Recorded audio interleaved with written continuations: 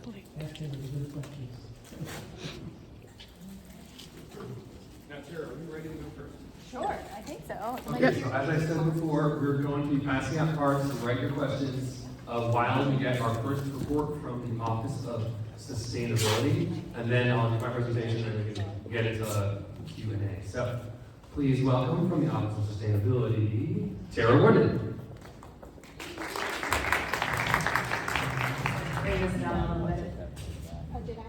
Hello, everyone. Great turnout here tonight. This is my first time at the First District meeting. I am Tara Worden. I work as the Sustainability Manager in the Office of Sustainability. And just a quick game. Who here is familiar with RBA Green 2050? Okay, we got some hands up. I know some of you do. That is our Climate Equity Action Plan that Council adopted in February 2023. There are over 150 strategies to get us to carbon net neutral by 2050. We are happy to report that we are 28% done with the plan. We continue to make progress on that every day. In fact, I'll give a shout out to Mr. Klein, who is sitting over here. His son works in our office and has done an incredible job at creating an accountability and transparency tracker for that plan. If you check out rbagreen2050.com, you'll see more information about all the objectives in the plan and how we are going about implementing the plan. One of the objectives is to reduce our waste, primarily reduce plastics in the waste stream. One of those became a reality over the summer. Council adopted a 5-cent plastic bag tax that is going into effect January 1st, 2026. So this coming January, every bag that you use at grocery stores, pharmacies, and convenience stores, there'll be a 5-cent tax tacked onto each bag. So I'm here, I have a bunch of bags to give away in case you guys need one. Many of you, I'm sure, already have bags that you use at these stores, but to avoid paying for the tax, you can bring your own bag, or you can contribute to the tax. And I'll just walk through some of the details of what the policy entails and how we're going to be spending those dollars. What's happening? We're reducing single-use plastic in our waste stream. This speaks to RBA Green and our sort of overall waste reduction goals of 25% reduction by 2030. So that's right around the corner. We've got a lot of things to do before then. How does it work? Okay, so the tax revenue is 5 cents. 4 cents is collected by the state, is remitted to the city on a monthly basis. 1 cent is retained by the retailer. So currently, retailers are not able to charge for plastic bags that they distribute. Now they're actually able to read 1 cent per bag. The funds raised will support waste reduction efforts. They're actually restricted funds that we had to set up a special fund for. They will be used on recycling education, waste reduction, litter cleanup efforts in the communities, and distribution of bags to inadequate recipients. Why tax plastic bags? We know that they take forever. Perhaps they never actually break down, but in fact exist forever and break down into microplastics, get to our food stream, our water stream, and create a number of issues for our city sewer systems. They're often the main things that clog up our sewer systems. So you can use a bag, save 5 cents on your grocery run. It is important. And any questions or concerns about this item? Okay. I do have one. Yes, ma'am. Is it 5 cents per grocery run, or if you use 10 bags, is it? Great question. It was, is it per bag or per grocery trip? It is per bag that you use. So it is on the onus of the retailer to charge that to the customer. It is a self-reported measure. So with that, knowing that there's going to be several retailers that there'll be a little bit of a learning curve on how to report that back to the state. There's an anticipated, basically a 10% compliance rate that we've kind of measured out. We did a peer city analysis. We're the 11th city in the Commonwealth that has adopted this. There's 10 others that have been doing this since it's been allowed in 2022. Based on the Pierce City analysis, the revenue generated will probably accumulate to $400,000 a year, which is a new amount of dollars that the city's never had to spend on litter cleanup, recycling education, and support for bag distribution. So there are a number of really cool things that we're going to be able to do with those dollars and hopefully contribute to the beautification of the city even further. Other questions? Yes, ma'am. Can you explain to me what you mean by recycling education, since we've been doing recycling for? Yes. That is a great question. The question was, what does recycling education mean? This is the second time that I've gotten this at a district meeting. And I think there's a lot of misinformation about what happens to items that are placed in your recycling bin. There's a whole process of waste diversion that happens down at the materials recycling facility in Chester, where products like cardboard, aluminum, glass are all cleaned, sorted, filtered, and then compressed down into a sort of movable bin, bale, I guess is what they call them. And then they're resold to the commodities market for money. So in Richmond, our office specifically is really trying to get a circular economy foothold in the city, so where products are designed for reuse before they're either tossed or redistributed into the supply chain. So there's a whole world of recycling education that's needed for whether it's older folks, young folks, school-aged kids. We are currently at like a 20% recycling rate in our total waste stream. The goal is 80%. So we have a long ways to go. We send a lot of valuable products to the landfill right now.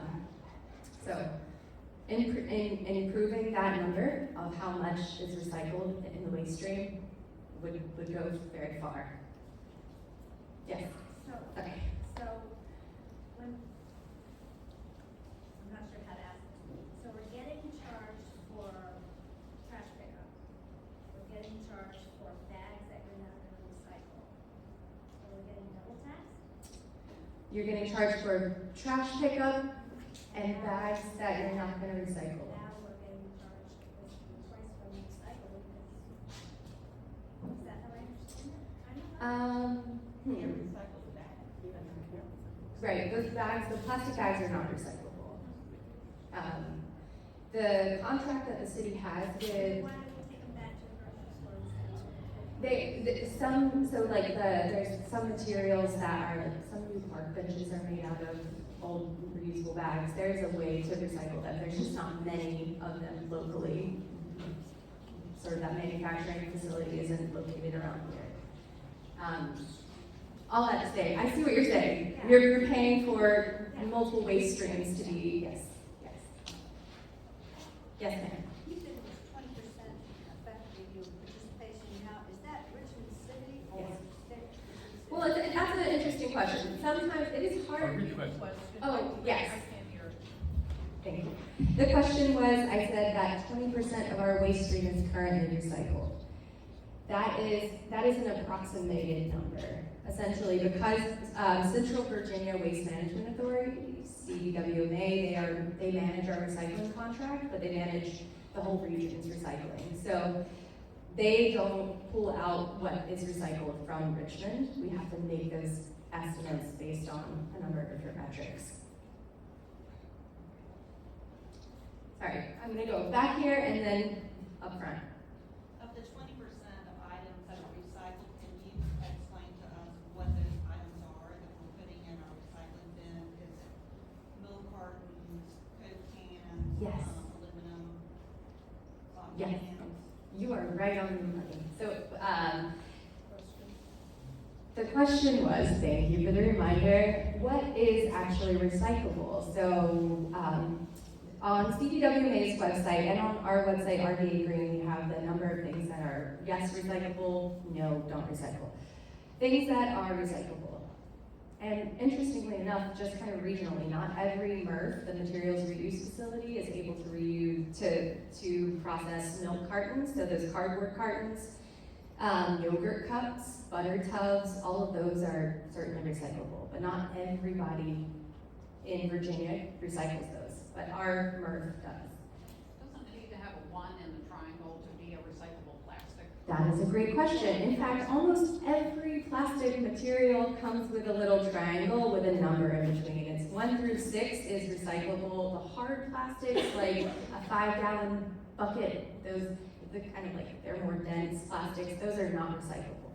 Other plastics that are unfortunately not recyclable is like the Chinese takeout containers that are sort of either the black bottoms or the clear. So I recommend using those as things like that you can reuse just in your home. Other things, the plastic like coat hangers are not recyclable. That's considered that still that same hard plastic. What other? I found that was. I encourage you, if you're interested in this, the MRF, the TFC is the folks that run the materials reuse facility down in Chester. They are open to tours. If you're over 18, you can tour at any time. And it was illuminating to me. I found it very interesting. And you can learn a lot about what the commodities, like the reuse market. So the idea of the circularity model is keeping those dollars that either end up in our landfill.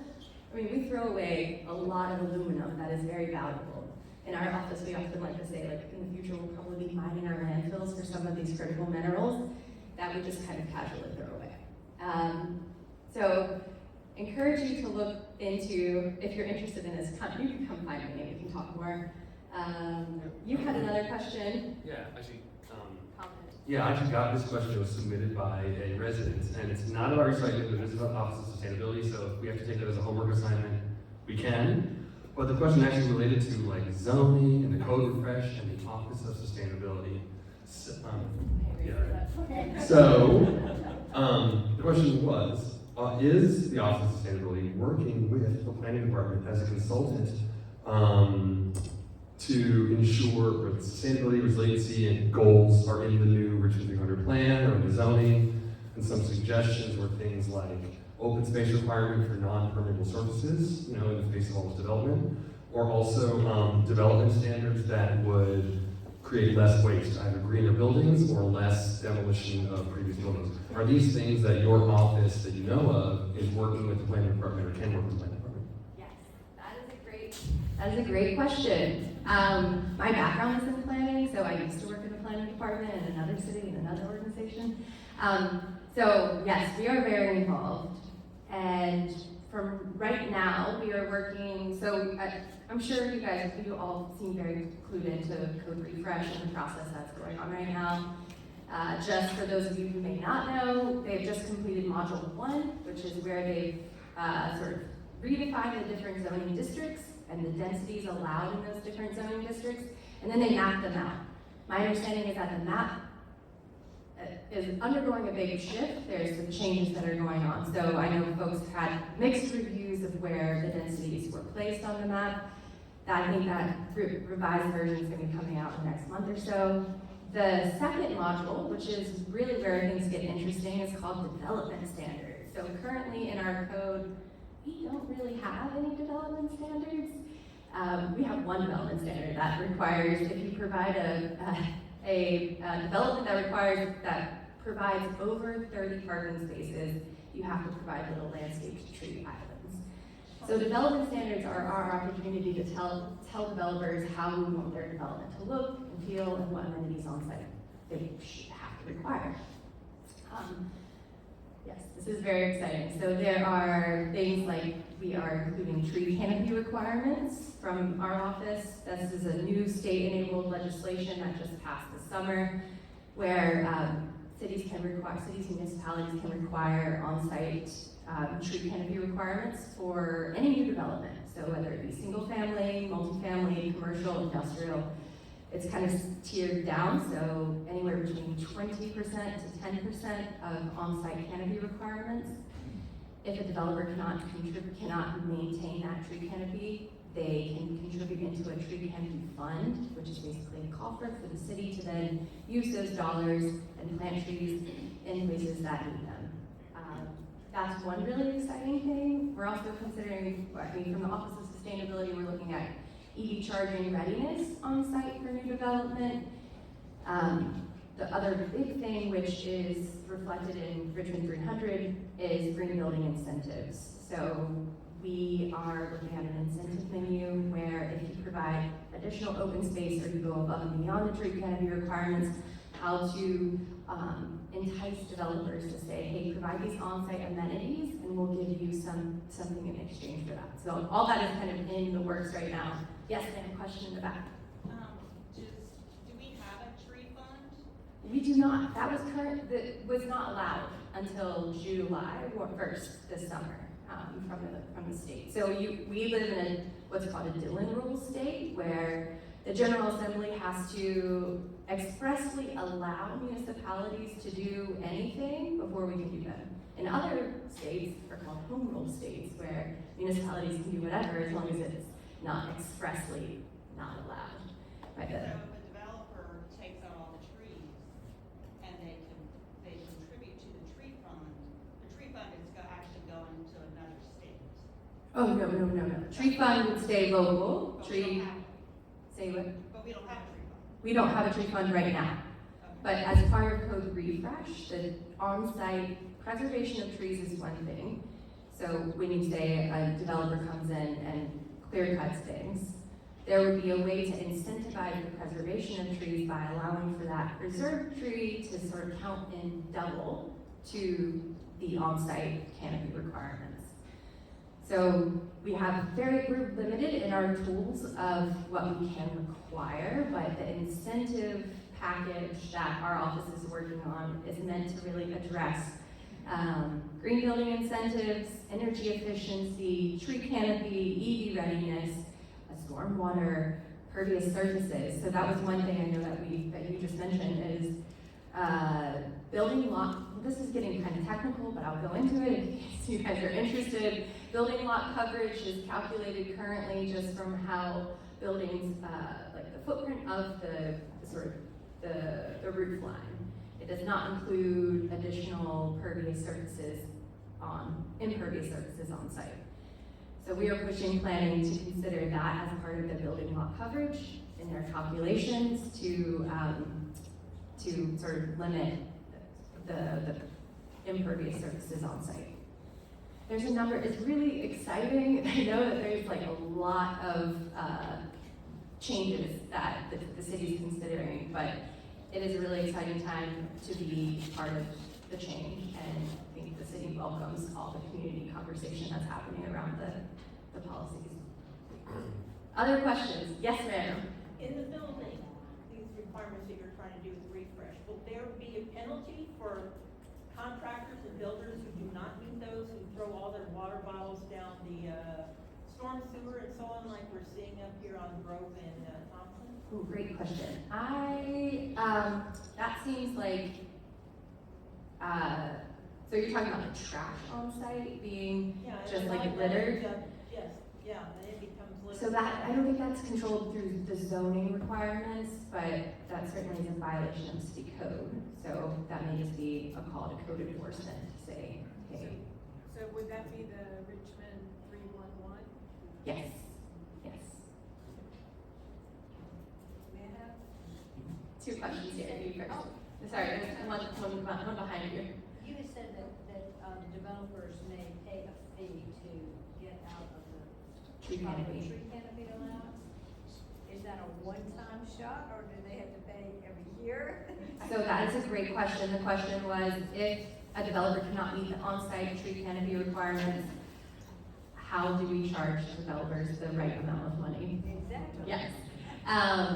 So there is a tree calculator, a tree value calculator.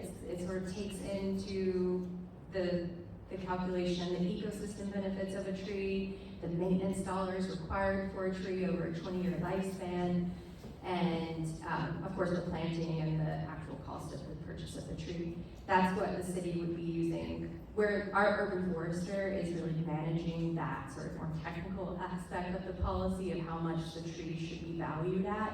And I will say, the goal is not to build a big tree canopy fund. The goal is to get trees built on site and preserve the on-site trees that are healthy. My understanding is that we've met with the Chesapeake Bay Foundation, which they were sort of the purveyors of this policy at the state level, and the way that it was crafted and intended for use is that the tree canopy fund be used in the very last ditch effort. All efforts should be made to meet the tree canopy requirements on site. And how will they be charged? Can you answer that, or did I miss it? Oh, I don't know how much they will be charged, but they will be charged through the permit fee process when an applicant comes in for a development So it's permit. better to ask for forgiveness at the end, not do it, or to. Oh, You know, so there will be sort of these safeguards in place where, for example, in this situation, if a developer is held to a standard, we can ask for bond assurance, and there's certain calculations that the city has to ensure that the agreement that the developer has come to with the city is upheld. It's an administrative process. Okay, couple more questions. Yes, ma'am. So we're doing our part to try to reduce carbon emissions, and we have solar panels on our home. My concern is that the zoning refresh will allow the height of buildings that will completely shade our solar panels during the winter months if the height is built to the what the current plan is. What are you doing, or what is possibly our city councilman doing to ensure that we don't shade our solar panels, since it's such an incentive?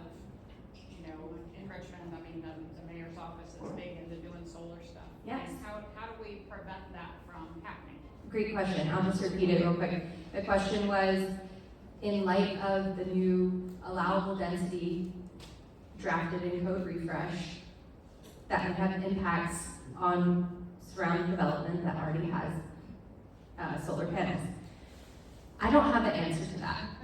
My suggestion would ensure that a shadow study was done for each development that has an impact on surrounding neighbors that may have a right to solar access. That can be baked into development standards too. Yes, Mr. Khan. You mentioned the consequences to developers about taking down trees, but what about homeowners? I mean, people in my neighborhood just took down some great old trees. Are there any consequences? Do they have to pay? Do the people who take them down? Anything? Right, again, the question was what happens when homeowners just take down healthy trees for no reason? There is no real easy and good answer for that, in my opinion. The state doesn't allow a lot of things, but there's a group in Charlottesville, they're called the Biophilic Cities Association, and they've done a bunch of research on this, and they just recently presented to our office where there could be a pathway to requiring homeowners who remove trees to apply for a tree permit at the city to remove them. So it would essentially notify neighbors, create a public process for that type of tree removal. They have to have kind of a solid reasoning. Whether the tree is healthy or unhealthy, that I think is the biggest concern. Any other questions? I'll turn it over to Councilman Britton. Thank you. Yes. Thank you, Laura. Thank you to the Office of Sustainability. I get so many. Bags. Oh yeah, so she has reusable bags. Raise your hand if you want a bag. They're very cute. And also, Okay. The Department of, I'll just give a quick shout out. The Department of Economic Development purchased these bags for us. So, thank you. Is your information done, like you will cards or anything with your name? I am happy to pass my information along.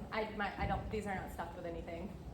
all right. Yeah, well, let's send your contact info in our next newsletter, so I can have that. So I want to remind people what we're trying to do is collecting questions, written questions. So if you have a card that's written, raise your hand, and Tom's will pick it up. If you would like a card, raise your hand, you can get one. You can also use this QR code to submit questions online. And when I'm done giving some updates, Whitney and I will go through the questions.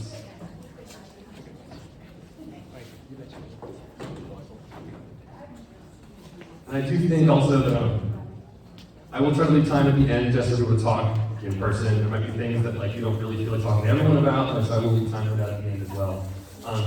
So in the meantime, let me scoot back so I can see the screen.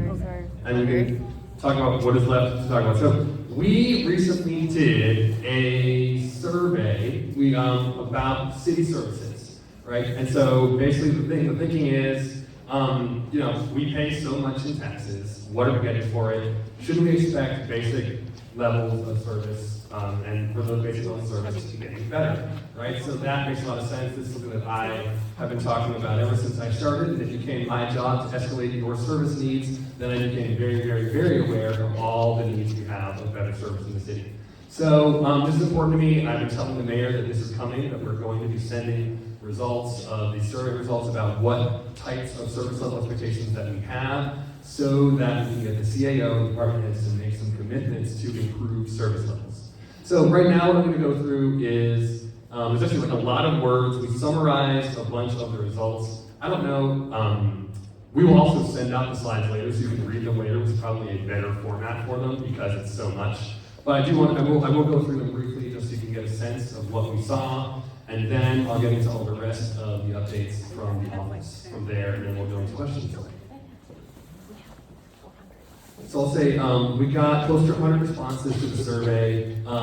The top 3 categories that we saw were DPU issues, DPW issues, utilities, public works, and finance department issues. So overall themes of DPU, you know, they want, you know, more reliable service and a lack of accountability they see, and a lack of ability to escalate for yourself. So we had some things about service delivery that's never been completed at all. People receiving, you know, when they put in a ticket, not feeling that their response back was on time or clear or had any SLAs or clear timelines. People gave a lot of input on what they thought was a reasonable amount of time to wait versus time to wait that we actually do find. And then when it came to the quality of the work, and people were flagging many issues where the work just didn't actually get done, you get closed without getting done, or and when they needed explanations, they didn't get access to clear information. No access to a phone number, no access to someone on staff, no access to a decision maker to advocate for themselves. And so people are really looking for those types of things. When it came to DPW, the themes were similar. Issues with the reliable service, like service not being reliable or timely, and then being unable to get that transparency and advocate for yourself on the other end. So people were, you know, also asking for certain types of more proactivity, right? Or like, should we have to report our own tree maintenance, or should the city just be like checking these, you know, proactively? We had a lot of requests like that. Also, similar questions about tickets being closed and the work doesn't seem to be done, and then not being able to get information. And then people actually have different expectations on different departments about how quickly they should get their service and how quickly they should get answers. And that makes sense. People might think that, you know, finance should take 5 days, and DPW should take 2 days, just to call you back and, or at least give you an update. So people had different levels there. And then people across all of these different departments, people had similar requests about shouldn't more critical, more urgent issues be done more quickly? A lot of people have the impression that they have a highly dangerous issue, it's something that is imminent, and it goes in the back of some queue. In many cases, people understand that if they want to get attention, if you're at the bottom, they have to call their city council member to like advocate for them just to get attention in a system they should be able to advocate for themselves in. So similar situation here where the tickets don't seem to have enough transparency. There is no clear way to call a decision maker to get information or to advocate for yourself. So these are some helpful stats that we're going to be passing on to the CAO and the department heads. Now we're also, finance as well had similar themes. Though it's interesting, I think we also had within finance, we're making broader statements about just like the financial well-being of the city. So sometimes people were talking about just the financial management of the city, but when it came to questions about, I have an issue with my tax bill, I have an issue with my refund, I have an issue with trying to get some type of refund, we had similar issues here where they were not able to get the answer they wanted. Resolutions took much too long, and certainly no clear way to advocate for yourselves. So we're going to take this information, we're going to pass on all the detailed survey results. People were filling in like text, they were typing in specific examples, they were naming specific tickets. We're going to pass on the details as well as the summaries to the CAO, to the mayor, and to these department heads. We are also, on our side, going to create budget requests out of these. And so that doesn't necessarily mean that I am going to demand that every tree be maintained within 6 weeks of asking for it. Like, that might not be the top priority. But it does mean I'm going to ask the question, hey, people are asking why they can't get a tree maintained within 6 months. How much would that cost? Just so we understand, so we can have that conversation. So I'm going to be turning these SLA requests, SLA service levels, right, into budget questions as we go into the next budget cycle, so that we can flag the ones that are truly important, truly critical, and make room for them in the budget with all the, all the money in our annual, yearly growing budget. Also, just a little FYI, we got some stats from 311. I think one thing that we're noticing is when people call 311, they often leave good reviews about the amount of help they're going to get. Whereas when you put tickets into the system, we have much less data on that, but my impression that I'm getting is it's much more easy for a ticket to get lost when you use the online system. And when you call on the phone, people tend to get more help. So just a little tip for you, not a conclusive data point, but something that we're seeing in the 311 results. So like I said, what we're going to do, deliver summary details to the CAO department heads. We'll give you access to this information as well, so you can look at it yourself and just kind of revel in camaraderie with people with similar complaints that you have, and then we're going to turn these into budget feedback requests. So the next thing I'm going to do, I'm going to go through a couple of interesting topics that people send a lot of emails about. These are things that I tend to talk about in my newsletter. I'm going to go through them really quickly here, and I imagine people might be asking questions about these issues as well, so I won't dive into them unless people ask me to. We're going to go through a couple of just updates of things that have been going on in our office lately. It is currently 6:30. Okay, I think we want to be done. This should be done in an hour from now. So special use permits. I'm going to flag a couple of interesting special use permits that are out there. So these are the zoning variances that come up that take a lot of time. They create a lot of just emotional stress and take a lot of work for my office and for residents in the neighborhood to get involved. These are cases where you can't do something by right. You're trying to do something above and beyond. And so this is where we have to get that special use, negotiate with the neighbors, make sure that it's reasonable, make sure that it's truly an asset to the city, that it's consistent with the master plan, that, and so these, some of the ones that are going right now, there's one here, you may have heard of the Lavender Hill event space.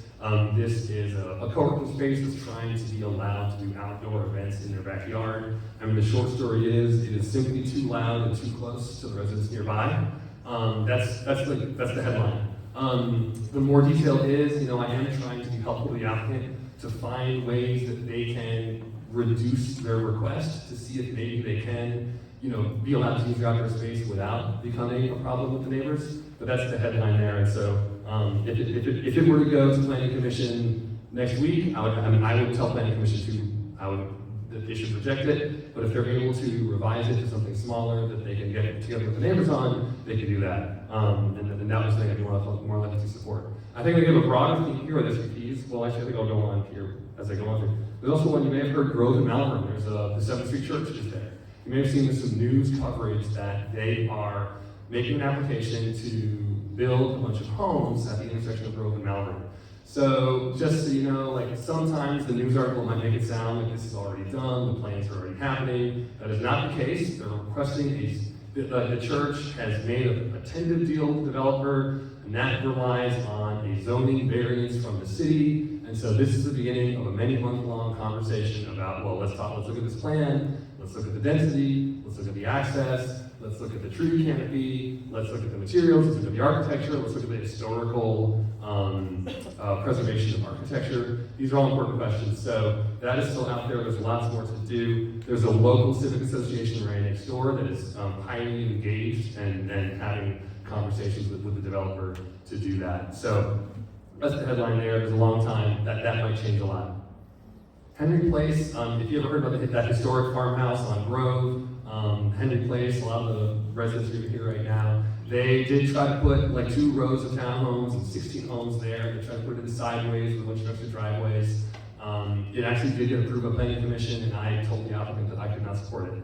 I was like, it does not fit the neighborhood, the architecture doesn't fit, setbacks aren't good, right?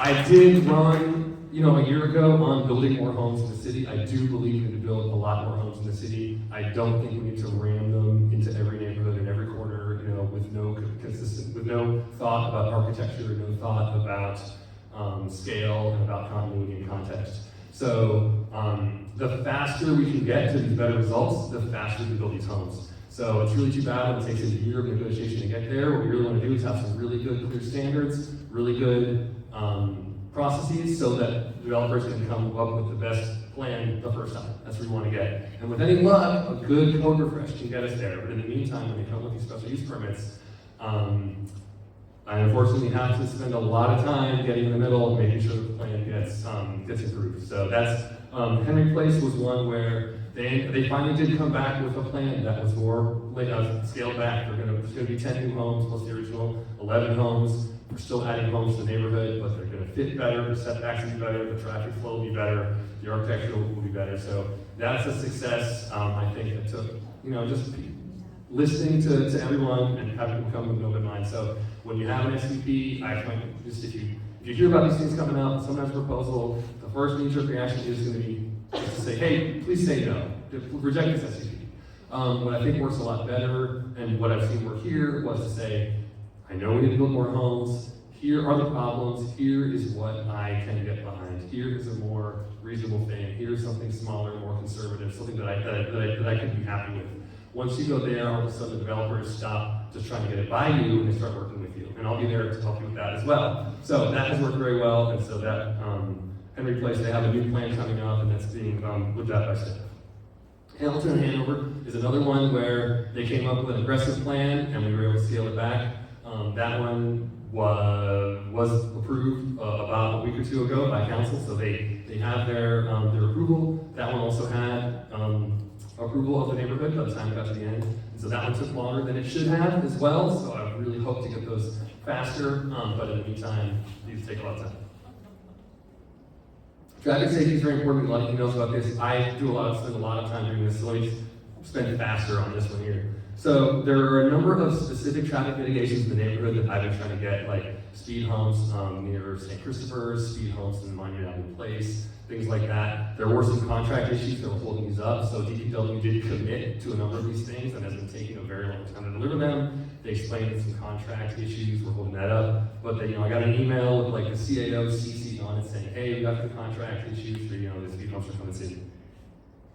School crossings, also very important to me, very important to many parents. Like, we want our children to be independent, we want them to be able to walk or bike to school, and we want to know that they're not going to get run over on the way. So school crossings are a particularly important thing. What I'm going to do for this is to actually set up some meetings directly between the Public Works and the PTAs directly, so they can name the issues that they're seeing, have a conversation, and talk about quick wins as well as long-term plans for that.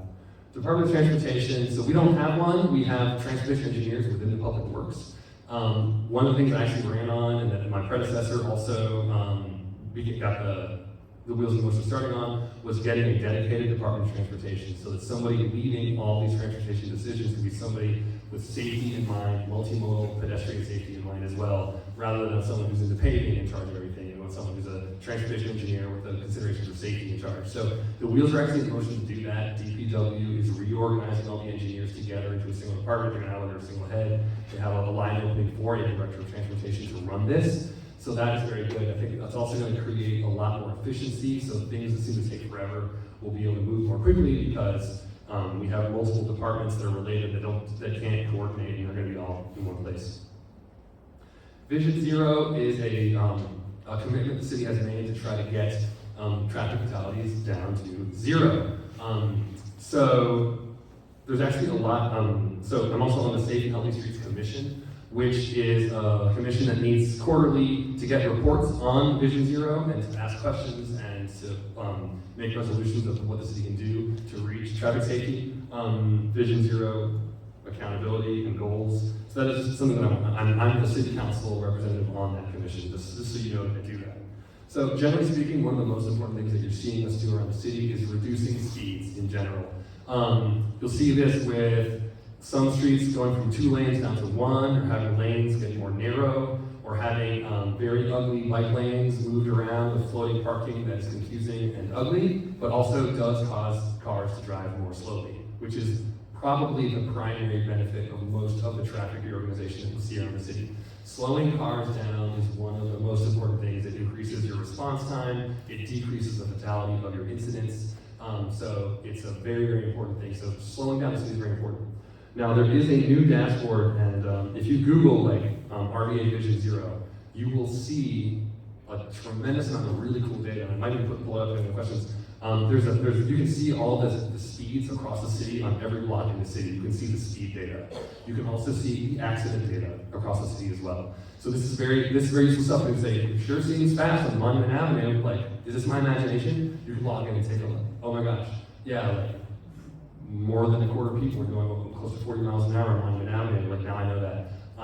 Okay, I question. just have a question. So, Grove Avenue was able to reduce its speed limit by 5 miles per hour. Why can't we do more of that throughout our city? If you reduce it at least by 5 miles per hour, you're gonna have people slowing down. People slow down on Grove Avenue since it went from 35 to 30. Maybe so. So the suggestion was, if we reduce the speed limits, that should be a kind of a free and easy way to get people to slow down without kind of messing everything up along the way. I guess we can look into that. Let's find out what the success story is behind Grove and find out what works there. I think that the other way of thinking is that you put up a sign that works a little bit, but if you make the road feel less comfortable, that forces everyone to slow down. That's the current mindset that our engineering department is using, and it's actually something that I respect and I do think works. I will say, so those dashboards are very good, the data is available. You'll see the high injury network is there, where the places where the most high-speed crashes happen. That's where most of the big dollar projects are going, where more people are being killed. That's where the big projects are going. And so often when we want to ask for something in our neighborhood, just letting you know that sometimes the challenge is, most of the big dollar projects are going to the high injury network. Just so you know that as a thing, we're using data to drive our biggest investments. This Friday, there's a ceremony at 9 a.m. At the downtown train station to commit to Vision Zero. I've been asked to be one of the speakers there, and so that's just, I'll have all more updates after that about the types of projects that we're doing for that. I'm taking too long on this, I'm sorry, we need to hurry up. Code Refresh, so last time about Code Refresh, they're in between drafts. The feedback that I am giving to them in between their drafts is, let's make sure that we have credible and reliable green space conservation into the plans. Make sure that we are doing enough to prevent demolitions of our historic architectural homes. Make sure that we have good architectural standards that won't encumber the development process too much, but are clear and easy to follow, so that we can retain the charm that the city has, especially in our historic neighborhoods. I consider our neighborhood a historic neighborhood. The other is evidence from other cities. So there's a lot of questions about what could happen if we change the zoning. If you legalize something, will people build it, or won't they? Will they build it quickly or not? And if you build more to increase the supply and demand, does that work? Do the prices come down, or does it just gentrify everything, right? Well, let's get the evidence from other cities to find out. It's because the big question of affordability is at the center of the Code Refresh, and so people make a lot of claims and assumptions about what they think will happen. Let's go to the evidence from other cities that have done similar things and make sure that we're going in clear-eyed with that. People also have great questions about our utility readiness. We have a lot of antiquated utilities here and other infrastructure, so we need to make sure that DPU, DPW, and our transit system have a plan, right, that is consistent with the master plan for whether or not they'll be able to keep up with the speed of these changes. Another last thing is inclusionary zoning is something that means sometimes the concept is you can upzone a building, but you can require affordability in the zoning. Now, with affordability at the center of our zoning, why don't we just force it? Well, the answer right now is that it's not legal to force it. The state of Virginia does not let you do that. Some free market folks in General Assembly don't want us to let the market decide itself. But we have made it one of our commitments over the past few years that getting inclusionary zoning into our toolbox is one of the priorities that we've made. So we will be asking for that this year in the General Assembly package, so that we can make that part of the Code Refresh, because people hear that we're upzoning for affordability, and people don't necessarily think it's simply going to work. And so putting it into the zoning is a much more direct and reliable way. A lot of questions about the tax rate, I'm sure we'll get some more, so it is still at 120. The primary reason was that the time that the question came up was at the middle of the budget cycle when it had already been planned for 120 and the growth rate had already been predicted and matched with what it was. So the question comes up at the time when we were the least able to deal with it. Basically from now on, every budget season we will have an opportunity to discuss the tax rate during budget season and not have the tax discussion happening off cycle in the middle of the year. So you can continue to lobby me about the tax rate. As budget seasons come up, it will be more achievable with the new timeline, because this is the last time that the calendar cycle will work that way. So affordability, people have asked me about affordability. So my focus and the mayor's focus when it comes to affordability, rather than cutting taxes, has been trying to find ways to reduce the price of homes in the city in general. That improves affordability of your rent, of your purchase, and then also of your tax rate. So you can disagree and you can ask for both, but that's the focus has been on bringing down the prices of homes in general, rather than trying to just change or lower the tax rate. People have asked about good fiscal management, like, why should we spend so much if we're not even managing the city? I actually do want to say some good news here, is that this administration is cleaning up everything that it finds. We found a problem with gas cards, we shut down the program. We found a problem with non-departmental grants, they shut down that program and they have a new program that's transparent. We found a problem with the retirement system, they cleaned that up. So this administration really is committed to, finding the issues from the past and getting to them. DPU, another great example. Scott Morris got to work cleaning up issues reactively. I said, hey, can we get ahead of this? Like, how do we know, can we get ahead of that? He gave us a 10-year investment plan, step by step. Here's the order you have to do it, here's the timeline to do it. So he's getting ahead of it. So this is the type of new leadership that is actually really turning the corner. So when people say we don't have good fiscal management, I say that was true. I'm very optimistic about the new government, the new team that we have in place. Targeted relief is also a really good option to try to use. There are a lot of targeted programs for needy families. One thing that did come up this year, though, was one of the programs we did last year. We set it up, and then it didn't actually get used. So that was disappointing. It was called the GAP Grant Program, part of RVA Stay, and it was very disappointing because we set up this targeted program and it didn't get used. Spoke with the CAO about this just last week. He was pretty optimistic, actually. He's like, well, we actually have a different department. The human services is much better equipped to do the outreach to meet these people. They have the people, they have the relationships, they know how to find the people that need this help. Human services should be the ones getting us targeted relief, not the finance department. That makes a lot of sense. He's prepared to make that change, so I'm optimistic that we'll be able to have better targeted relief by moving it into a department that can better handle the needs. And then delinquent tax collection. You also may have heard some news stories about a large amount of delinquent taxes that have gone uncollected. And I think I'll actually admit that this is a bigger deal than I originally thought it was when I first heard about it. I had read a few different things, because we also had delinquent business taxes that have been going back for decades, and real estate taxes.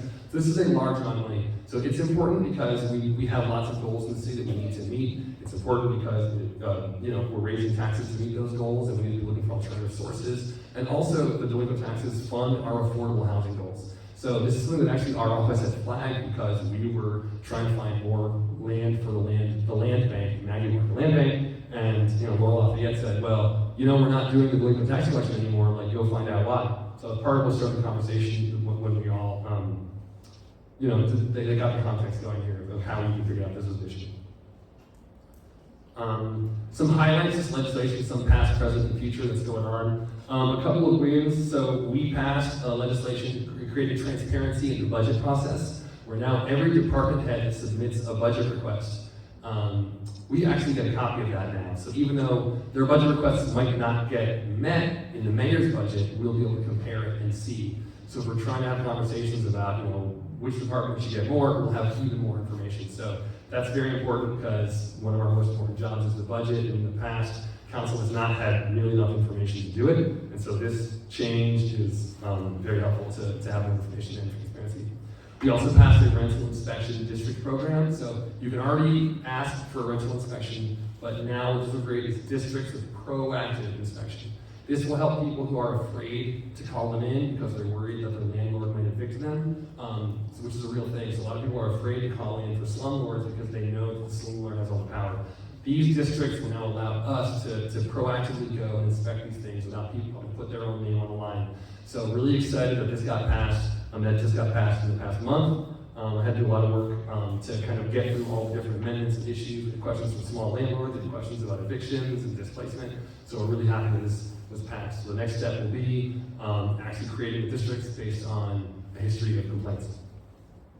We also passed a restriction on vape shops. You see these tobacco vape shops, they're everywhere, and we can't make them illegal, but we did manage to make them illegal in your schools, at least finally. That wasn't the case before, so we passed that and we rushed it through to stop the spread of these vape shops in sensitive issues like right across from the school where some of them have already been built.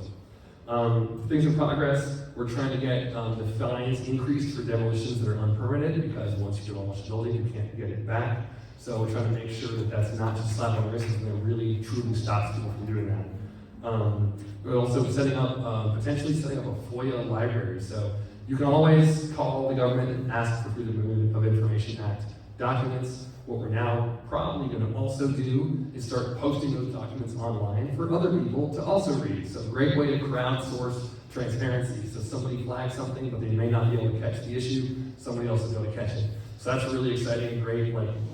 Transparency and accounting is very important. We have a lot to clean up, so the more we can find, the better. We're going through some details about just exactly what to put up, like should every single question, or should it be there's some details there of exactly what. That's a very cool new thing that we're doing. And then also working on a legislative agenda. You heard things like the stuff you have to ask the state permission to do. We're getting that list together as well. And so the primary focus is around housing, affordability issues, and that's going to be our top stuff. There's a few more also around like how we fund our traffic safety, speed cameras, things like that. A few things just in development, green space conservation, right? Like I said, we are trying to preserve green space in the face of all this development. And so I'm working with our policy team to find ways to encourage and find more ways to capture more green space before it's too late. Also trying to work on a project to define goals around sidewalk connectivity. A lot of neighborhoods have sidewalks to nowhere or no sidewalks at all. I'm going to define some goals and hold the administration responsible to meet some sidewalk connectivity. Now I think you'll find there's a lot of neighborhoods far from us that have it even worse than we do. So we're going to really figure out where the best bang for our buck is on dollars, but that's a very important thing to put it, at the top of the list.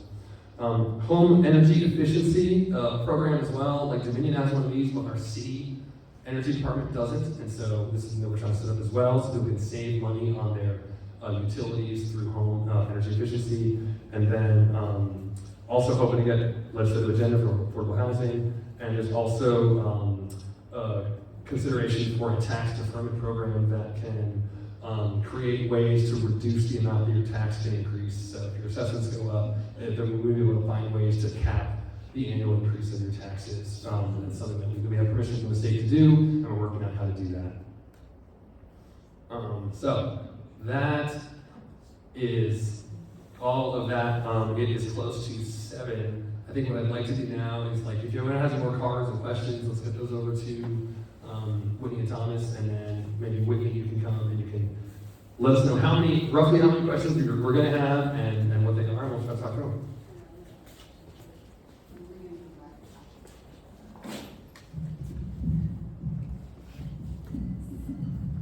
So we'll do the code refresh questions last just because we've got about 20 of those. So I'm kind of just starting with the one-off questions. Okay. Somebody asked, what is the status of illegal Airbnbs in the first district? So when it comes to any specific one illegal Airbnb, that is where what I do is make it a point to follow up with our enforcement division to make sure we're doing everything we can. There was one that was causing a public safety concern that we managed to actually get sold, to a long-term rental company. So that was a big victory of enforcement, but it took a lot of personal attention to get that done. There's another one where someone is using a driver's license that for a home they don't live in. I went and I flagged that with the fraud department of the DMV, so we'll see how that goes. when it comes to the broader picture about enforcing the Airbnbs, this is something that is on my short list of legislative priorities of making our Airbnb enforcement mechanisms easier to enforce and cheaper to enforce, because currently the planning department just doesn't seem to have enough resources to do it properly. So every time we ask them to, they complain that it's too complicated and expensive to do. So what I'm hoping to do is to find a legislative answer to simplify the enforcement so that we can improve the situation that way. Okay, next one-off question. So, what is the city doing to address the drag racing going on in the city? There was an incident near Upper Ash Boulevard recently, so. Well, that might be a homework time for me. So the question is drag racing. I don't know. I mean, generally speaking, we're trying to low down, so like reduce speeds in general. Drag races is like a whole other level of maniac, right? Where I think that requires enforcement by the police. So we'll take that one as a homework assignment. I don't know the answer to that one yet. I mean, what I know about that is the situation on Upper Ash Boulevard. There has been arrests made, their cars were impounded, so that's that situation. But I do know there's drag racing throughout the city. Like you said, kind of the police have to enforce that. They are enforcing it when they can and when they, find out who's doing it. So it's just a continued enforcement effort. Someone asked, do you have a turnaround time for digging up stumps and planting new trees? Oh man. Oh gosh, like we'll take that one to DPW. I think tree maintenance is very high on the list of budget tasks for next year. We, on every level, we need to be maintaining the pruning, we need to be maintaining replacement, we need to be replanting, and we need to be caring for our new saplings. All of those require a much bigger budget than we've been doing. In fact, last year, when I was brand new, I only had I came in with 3 budget tasks, and tree maintenance was one of them. So I'm gonna hammer that one again this year. I have more information than I did before. We're gonna get ahead of it and make sure that we really get tree maintenance higher up on the list of budgets. So. We have another question about the tennis courts at Albert Hill and what are we doing to transfer those from RPS to us, and what are we doing to maintain those? And Humphrey Carter as well. So I don't have this specific plan yet, but there's a few things I've been working on. I mean, Matt Percival and I talk a lot about partnerships. Also, you may have also heard about a proposal to build an indoor tennis facility called the Arthur Ashe Tennis Center. There's a lot of private investment there. And if we approve that deal, part of that is going to be a lot of extra maintenance on our other tennis facilities and playgrounds around the city as part of that deal. Another thing that I think we should really think about, and I want to just investigate, is there are lots of friends of groups for parks around the city where people find ways to contribute to parks and spaces that they love. And I think there's also a lot of opportunities for us to do more of that. Whether it's around quasi-public playground spaces or public spaces and public recreation centers, I think it could be a really great way for people to take some ownership and have a way to be connected and also get more resources to these spaces.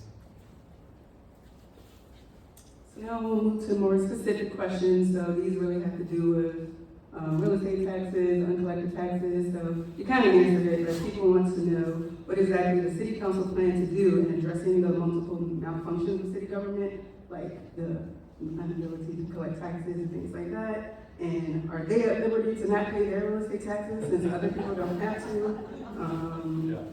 And can you also kind of talk about the vote to keep the real estate tax at 120 and move the state code rollback to 114? Sure. Yeah. So I'll give a little more detail here. So one thing that I think I'll acknowledge that every year people kind of have a debate about the framing of the tax debate. They say, oh, if we keep it at 120, we're not increasing taxes. And other people say, no, if we keep it at 120, we are increasing taxes, right? And so, I mean, people will frame the wording in a way that, matches the opinion that they have about what they're trying to advocate for, right? So, clearly, if the assessments are going up and 120 is the rate, then taxes are going up, right? But there's a lot to be said about, well, the tax base is also going up, there's wealth that's available, people's expectations are going up. But yes, the taxes go up when the assessments go up. That is true. And so sometimes people will phrase it in different ways, and it's really just trying to change the window conversations. That happens.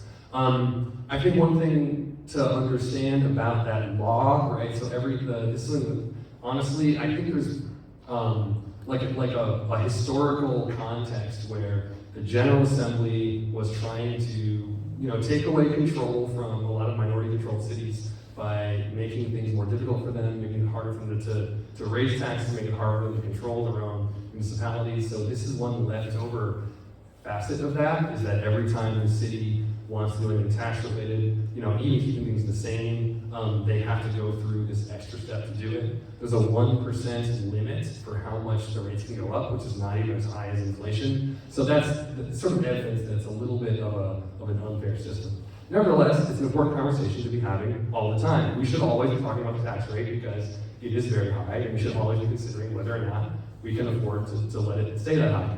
So I said, 120 this year was the budgeted amount. That is what we planned on. The 6% aggregate increase across the city is also what we planned on. So for those two reasons, it was which tends to happen every year, is the way the count was set up. By the time the tax rate comes up as a question, the decision has already been made. So that's just been kind of set up to avoid being able to even do it at all. Now we will be able to. We can have that conversation. When it comes to financial management, I will say, like I said again, we're finding lots of issues, right? These are historical issues, and they are turning around. This is really what I ran on wanting to see. Our auditor is doing great. We keep giving more resources to our auditor to hire more auditors. Like I said, we're creating a FOIA library to find more issues, and the administration is reacting. We had the issue with delinquent taxes, right? The administration has committed to reinstating delinquent tax collection, right? This is something the previous administration decided to stop doing. We don't quite know the explanation, some combination of COVID and possibly concern for needy people who are in hard times. But we have programs for needy people in hard times, and not collecting taxes is not acceptable. So there will be times when you need some type of empathy or program for needy folks who are having trouble and doing their best, but failing to collect taxes is unacceptable. The dollar amount is very large, and it's a very normal thing to expect that we'll do it, so we have to turn on it. What it is? The number, the dollar amount? The dollar amount of uncollected taxes. Yeah, so currently the amount reported is $30 million, and it's been snowballing. It was like 5 million one year, and then another 6 million next year, and then 10 million next year, and then in 2025, the current number supposedly reported was $15 million. So it's been increasing, right? So that might suggest even that word is spreading that you don't have to pay your taxes. I'm not quite sure, right? So we gotta shut this down immediately, right? Just case closed. We have to start collecting this money right away. It hasn't been that long that you shouldn't be able to, that it'll be too difficult to get. So that's very important. And in the cases where you end up having to find confiscated property, that property now is sold for the benefit of the land trust or the land itself can be put in an affordable land trust, or the proceeds from the sale can be put in the Affordable Housing Trust Fund. So that all that is to say that we have to do it for multiple reasons: fairness, budget, and affordable housing. Gumby, real quick, just going back to the rate, I'm just curious, because I did some research on this. The 120 surrounding localities are a lot less. Some other similar jurisdictions like Arlington, for example, is substantially less. And so when you're talking those are like $1 or 97 cents, like big percentages. And I'm not talking about the small percentage that you guys just voted on. Yeah. What is the difference? Why are our services for a similar jurisdiction So why are different? we getting so much more? So I would summarize a few things as being the reason. One is that we have a very economically diverse municipality. So that $1.20, maybe goes a long way in this neighborhood. It doesn't go as long in other neighborhoods, but those other neighborhoods still need services. So we're going to see, just by the fact that we live in a diverse city, that we are going to have a large portion to pay, right? By being in a diverse city and supporting services for a diverse economic set. Another is an old city everything you do is more expensive to do because every time you dig something up, it's a more complicated thing to dig up. And so all the basic things of laying down a road or fixing a pipe are 10 times more complicated because everything's stacked on top of each other and there's always a surprise when you find it. And another thing would also be, there has also been waste and loss and historical corruption. There have been things also that have just, money has come in, money has gone out. We have not gotten what we need for it, and now we have this hole to also dig out of as well. So those are the three main things that I believe are the primary drivers why the number 120 is so much bigger than other places. Other places might have more broad-based wealth, other places might have simpler infrastructure in a similar situation. Mr. Klein? You don't think it has to do with the fact that we have a lot of properties that don't pay taxes, like state buildings? Oh my gosh! Hospitals, churches? How could I forget? Thank you very much for that point too. Also, I believe 20% of our tax base is untaxable, which is the most of any municipality in the state. That's our government buildings, primarily state government buildings, but also VCU as well. So we're not able to go out and spread out and annex other things, and so a major portion, 20% of our land is untaxable. I can't believe I forgot that part. So thanks for that reminder, Mr. Klein. Does VCU pay in lieu of taxes, a pilot? So I do know that we have a pilot program to pay in lieu of taxes. My impression is that it is far, far below what the taxes would be, and so we kind of throw it into this list of people that don't pay taxes. I don't know for sure exactly how much it is, but we in the discourse we consider to be woefully inadequate for what they ought to be paying if they would pay taxes.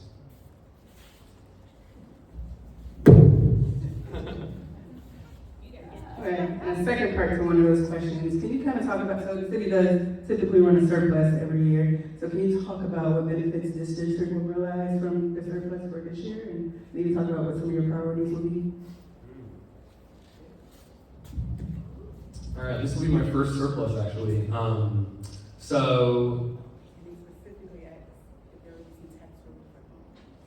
interesting. All right, so tax relief is certainly an option. We will see how large the surplus is. Like I said, things like tree maintenance and affordable housing are also very high on the list. These services that are underfunded will always be high on the list as well. So just like in the budget season, the surplus season will also be an opportunity for this conversation. So the thing about tax relief, I think that the same conversation we had around lowering the tax rate by 2 cents will be the same conversation we'll have about, we found $10 million, should we give everyone, $50, right? I don't think we're going to do that with a surplus. I think we're going to find programs that are underfunded, that are, candidates for more funding next year to get a head start this year. That's my guess. I am happy to listen to recommendations and suggestions from you all about what you think to do with surplus. We'll have to wait and see what that surplus is, but this season is when it does come up. And so my thinking is primarily around maintenance and our tree fund and affordable housing programs is where I'm going to be thinking primarily what to do with our surplus. Okay, so we'll get into SUPs a little bit, that's special use permits. So a lot of people are asking about your general stance on the 7th Street Baptist Church SUP. They also want you to, they're kind of asking about the traffic concerns of that SUP, so egress, ingress, the traffic impacts of that. Yeah, so has the city studied the traffic volumes in that area and stuff, what's the outcome going to be? Yeah. So I think the short answer is they have not studied anything because it's actually still very early in the process. So, if anyone's looked at the plans, it's kind of an unusual layout that they put with only one driveway. I believe it relates to the fact that the second driveway that they would normally use, which would normally be a public alley, was privately sold to their neighbor, a few years ago. So they don't have access to 2 public alleys like they normally should. And so they're submitting a plan with only one driveway instead of two. So I'm pretty sure that that plan, probably can't be approved. I'm gonna let, administration and staff look at it and explain their thinking about what to do about it. There may also be an opportunity for that property to make a deal with the neighbor to have access to the private driveway, but they don't have that now. They can't put it in the application, so they have to try to get an application with only one driveway. So it's very, very early in the process in terms of staff and administration approval. So I think applicants always want to make it seem like it's done and it's ready and it's baked and this is my plan and take it or leave it. But they're finding when they come in that I make them go back and talk and change things, and it takes longer. And I wish it was faster because it'd be better for all of us, but that's what it takes. So it's actually still very early in the process. So when it comes to that ingress egress, my first impression of that design is that it also does not look adequate or acceptable. But I'm going to let the experts weigh in more on what to do about that. Can I say something about Yes. this project? 72 units on less than 2 acres, okay? What is that gonna do to parking? There's already no parking in that area, okay? It's limited. You've got Malvern Manor right next to it. What is that gonna do to traffic? I've lived in this area for 35 years, and it used to be you could get anywhere in the city in 5 minutes, in 15 minutes max. VCU was 7. Okay, when I had my heart attack, I was down there in 7 minutes. What's that gonna do to the overall traffic in that area, and where will anybody park? Right now, and if you drive down there, I bet you can't find more than 2 or 3 empty spaces on Malvern or on Grove that are proximate to the area, because there's so many people. The density is gonna be absolutely unbelievable in terms of traffic, and people be involved, get Richmond Business, look at the plan. If you didn't see it, you need to know how that's gonna impact our lives. And I would love for somebody to explain to me what is so significant and important about high density living in this area or anywhere in the All right, so the specific ends of parking, the plan they put in, when you've got more units than parking spaces, it clearly raises eyebrows, like what is your plan with this, right? Even if you get down to about 1-to-1, you start to say, well, who in this world has only one car, right? Now, and so that's an important question to get to the reality of one of these projects. Now, in a smaller project, you can suggest, hey, well, it's a smaller project, we can all learn to fit, we can slowly adapt if things are happening slowly and incrementally. Maybe I don't want to change the island, but maybe someone else wants to go become a one-car family. Maybe someone else will park in their alleyway who didn't used to, right? When things are gradual, there's time to make these adaptations. When something happens very quickly, it's very easy to imagine a big mess, right? So the suggestion that, people that buy certain types of homes might be one-car families is something to consider, right? Or if you buy a house without designated parking, you as the purchaser have to make that decision. What is my parking plan, right? So that is going to be part of the case for dense things that don't have 2 spots per housing unit. Like how are we going to do that? Well, there will be some self-regulation of people, and if it's a small enough amount and a gradual amount, people will start to adapt. There's also a question about why density, why so many homes, what's even the point, right? And so, and you'll hear this from the mayor. You'll hear it also from me, is that we do need many, many more homes, right? We do. And people say, yeah, but we don't need expensive homes, we need cheap homes. Like, what's the point of these expensive homes? And that's a very important question, and that goes into my question for the planning department to come back with their evidence, right? And I think and let's see, when you build market rate homes, what happens? Does it simply gentrify the neighborhood, or does it help? And I'll say, I really do think there is a case for the fact that market rate homes can really help in a lot of ways, and I'll tell you, but we're gonna wait for the evidence to prove this, right? So here's the case for how it can really help. One is, denser living is more ecologically friendly. Denser living also is a lower price per person for our utilities and services, right? You need fewer miles of pipes and fewer miles of road when you have people living closely, right? People are driving shorter distances if we let them live in a city. versus in the suburbs, they're going to spend less carbon to get in places. So these things are all efficient as long as you have room for them, and as long as it's not too many in one space. So that is, generally speaking, there is an efficiency and a benefit and ecological benefit to density. Now, what about the affordability piece of it? Like, we bring in all these rich people into this neighborhood, who does that help, right?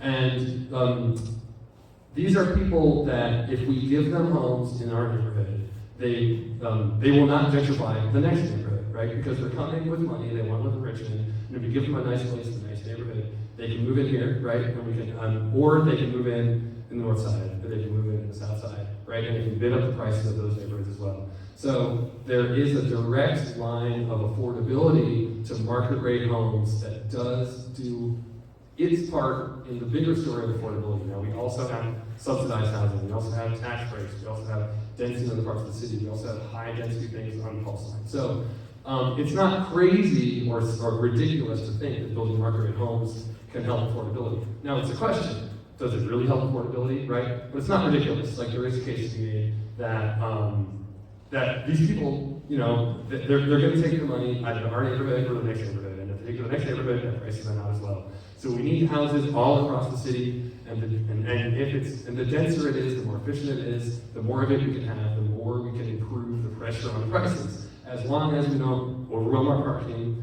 overwhelm our utilities, chop down all our trees, ruin our architecture, clog our streets. So this is where I have been when people come with these projects and say, hey, good news, I've got a project, I managed to fit 16 homes on one block.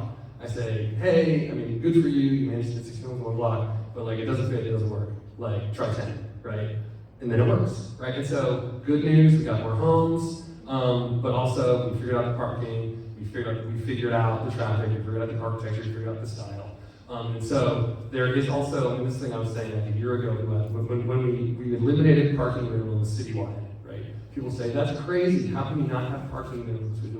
So the city did not eliminate parking, this eliminated the city dictating what the parking minimum is, right? And so there are other mechanisms that will improve, that will lead to people building parking, right? So people are gonna build homes, like we just had one here, it was 10 new homes. They put 2-car garages on each of those. There's another one coming around, two-car garages on those. So in many cases people do, in some cases they don't.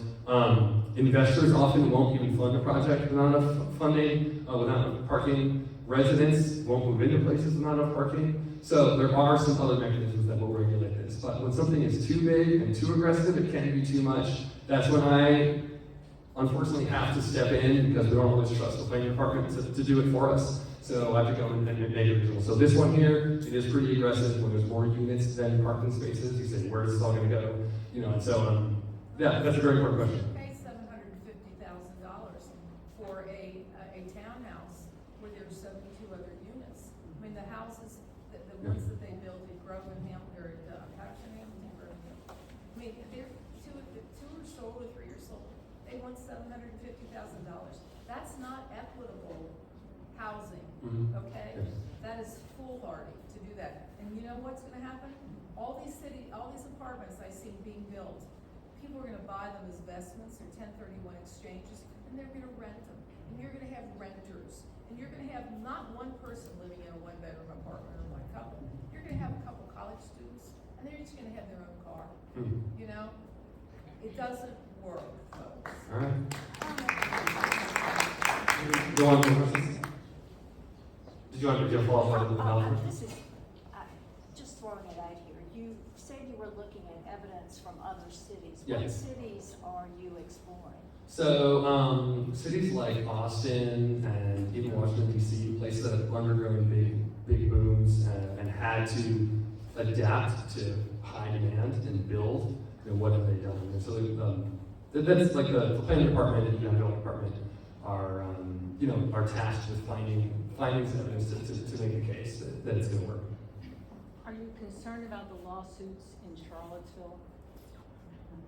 Yeah, so people heard about these. Sometimes we pass zoning and people sue over it. So the planning department is well aware of this. They are working to make sure that they are listening to constituents, that they are answering, doing all the analysis that is required, whether it's some type of legal analysis, whether it's a cost analysis, whether it's a traffic analysis, right? So the planning department is aware that has been done. Their goal is to get the code refresh to a place where, you know, that they would not be sued or a case would, you know, would not hold up, you know, because they're aware that does happen.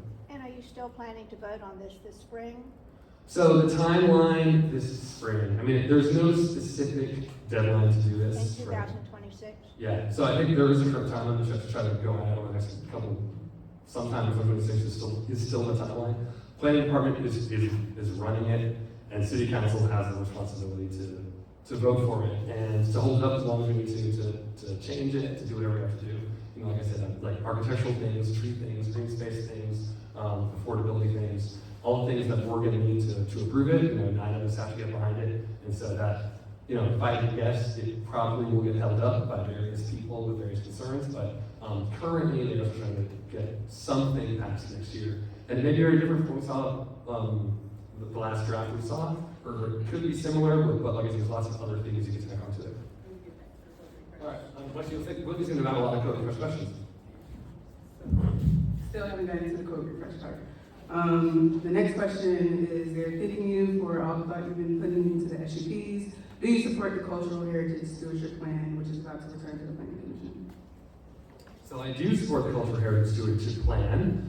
This plan is part of the master plan. It's an important set of goals to protect our historical heritage, to protect neighborhoods that have architectural history, that have cultural history. And so some of the concerns relate to, are we gonna like burden the development process? Are we gonna make it more expensive and unaffordable to build things? Those are some of the concerns, but we're doing a lot to make building more affordable. We're doing a lot to entice building, and it's important that we at the same time put these critical protections in to the culture and heritage that we have in the city. We have to do it at the same time, and so yes, I do support the Cultural Heritage Stewardship Plan.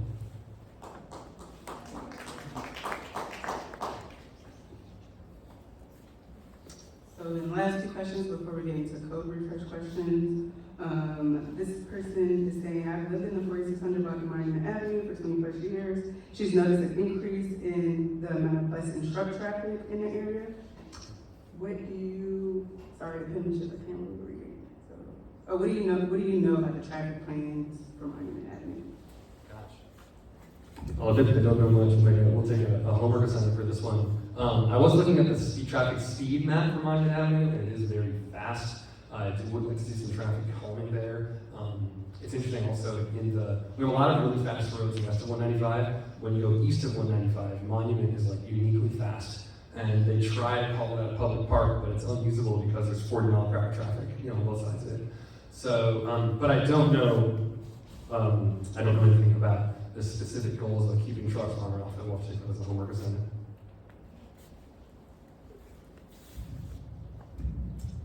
So I've been concerned for many years about the constant and aggressive speeding that occurs on Monument Avenue between Rosemead and Boulevard. She's only seen half-hearted attempts to address the issue. What can or will the city do to end speeding, and that can be for speeding everywhere? Yeah. Actually, I looked at this map because I saw that question, and I was like, yeah, it's really fast. Interestingly, I was starting to even talk about trying to use Monument Avenue as a park. We can get a road diet to slow down traffic. If you try to change too much about Monument Avenue, you start to unearth the ghosts of Monument Avenue, you know, discourse. And so it can be a little difficult to try to suggest too much about Monument Avenue because the conversation starts to go off the tangents about what we're going to do with Monument Avenue, and is it too soon, and never mind, right? So, you saw my answer earlier about calming speeds across the city are important. Enforcement is a great way of putting cops places. We are not allowed to do speed cameras as many places as we would like to, so we have to rely on police officers or engineering solutions that make driving more difficult. So that's generally speaking what we do. I would like to make Monument Avenue more pedestrian friendly so that we could use that park, but like I said, it gets complicated by the discourse around Monument Avenue when we try to change too much. So that's been harder to talk about than I would like.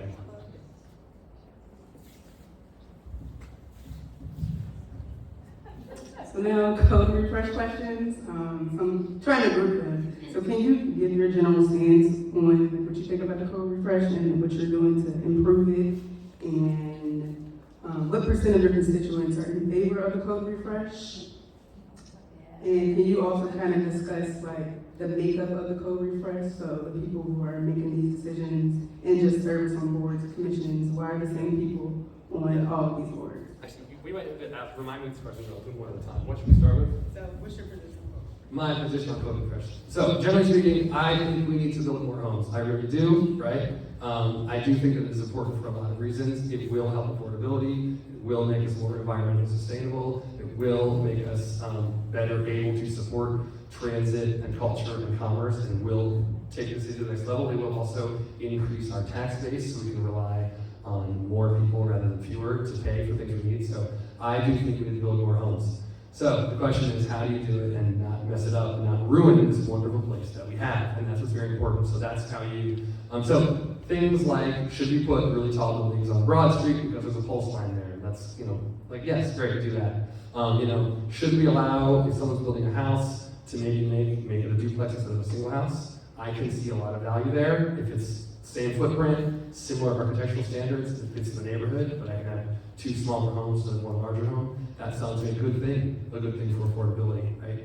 But should we set up a situation that is enticing developers to like bulldoze a whole block of located cots and putting up really ugly, multifamily or really townhomes? We don't want to do that, right? So the question is, what types of care do we need to take to protect against that? And so that's where the cultural heritage stewardship plan comes in.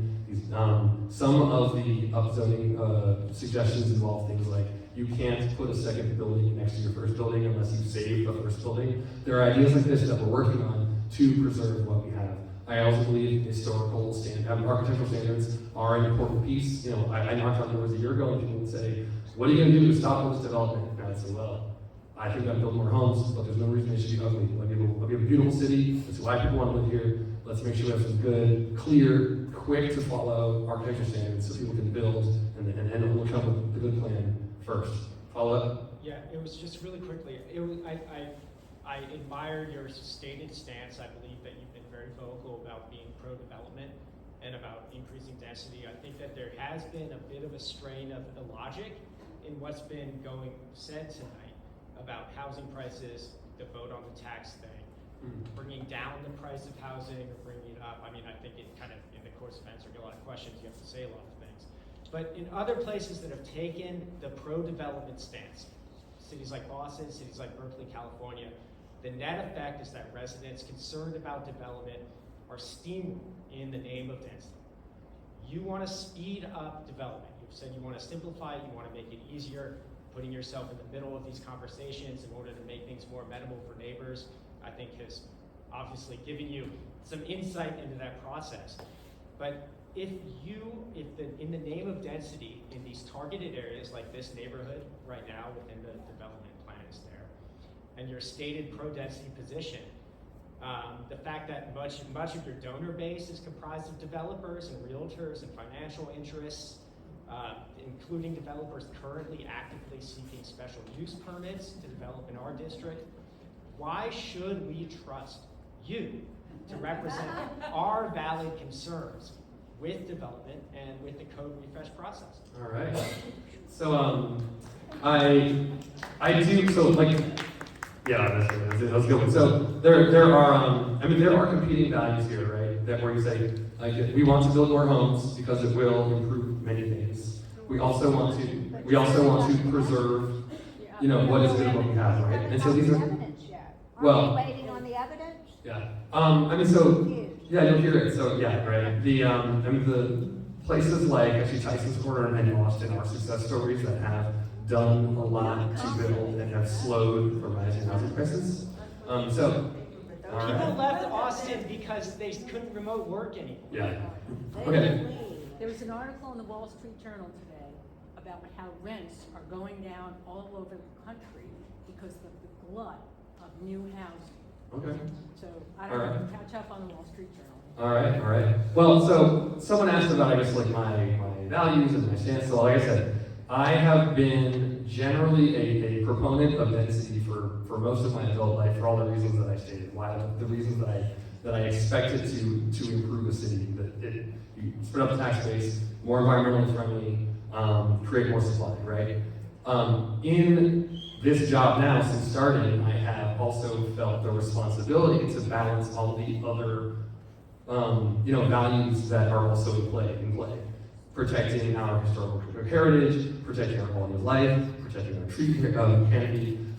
So what people have seen from me since starting has been, when projects come, that I take that balanced approach. I balance the perceptions and needs of the neighbors, the green space requirements, the architectural requirements, and I have pushed back on these projects. So if someone's just looking for trusting me, I hope that you would look at my track record of specific projects that I've been involved in and the way that I've shrunk them to make them better, so that we can build more homes, invite more families without ruining the neighborhood. Now, the question about will building even meet these goals is a very important question, like I said. So I've spent my life on the side of more is better, just generally. That's just what I believed.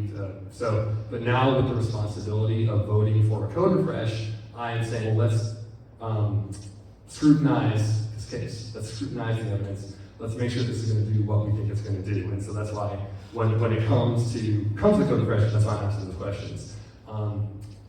Let's see here. Someone said like competing things like, wait, do I want to build more or am I protecting my residents? Like, which one is it? And do I want to speed it up or do I want to slow it down? So people have asked me this. I think that when you don't have good standards that you can trust, then you have to slow things down, right? If we had good standards that we could trust, if we had architectural standards that were clear, if we had density built into the zoning that was modern and appropriate, then we could trust it and it would be clear.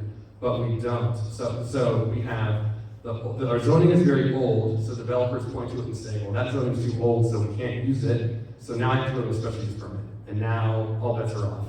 And so without that clear, dependable process that you can simply point to and say, this is reasonable, just do this, and everything will be fine. Without that, then we slow things down. So I've been forced, without good code to point to slow projects down in order to make sure we get that reasonable in between where we can build things, but we're not ruining the neighborhood to do it. So that's been my strategy. People who are pro-development have been questioning why I'm slowing things down and why am I, not as pro-density as it asked me to be.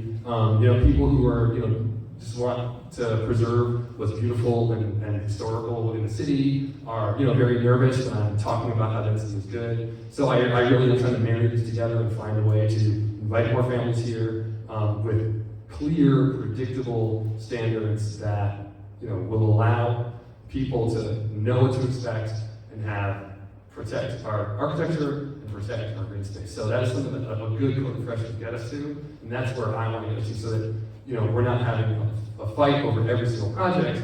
We can have a set of standards that we can rely on and trust, and then people won't have to go outside of the process. They can follow the process. So that's how I create a consistent narrative now.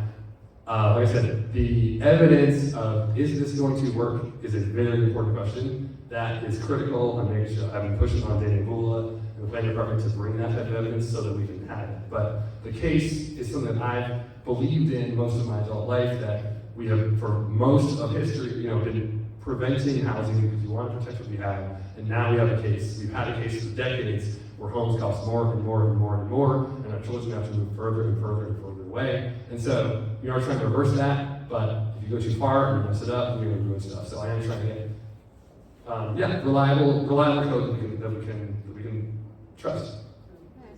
Can you also talk about what percentage of people are in favor of the code refresh? And I think what they're trying to get at will we ever get to a point where, there's not going to be a code refresh at all? Yeah. So I think